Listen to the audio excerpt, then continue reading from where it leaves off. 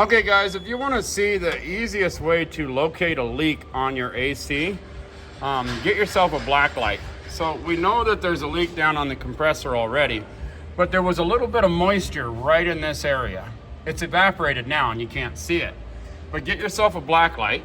I don't know if you can see that. It's not actual flashlight. It's like a purple light. And your Freon in there, your oil, is green, fluorescent.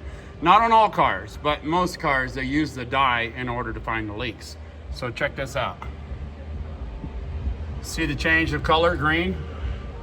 So we also have it down there. Let me shine it right there on the compressor. See the green spots on the top of the wheel and on the bottom of the wheel? That's a telltale sign. That's where your Freon's going if you're not staying cool this summer. So I hope this video helps you out. Please click like, please click subscribe, click on my name underneath this video for all my other how-to videos. And as always, guys, enjoy.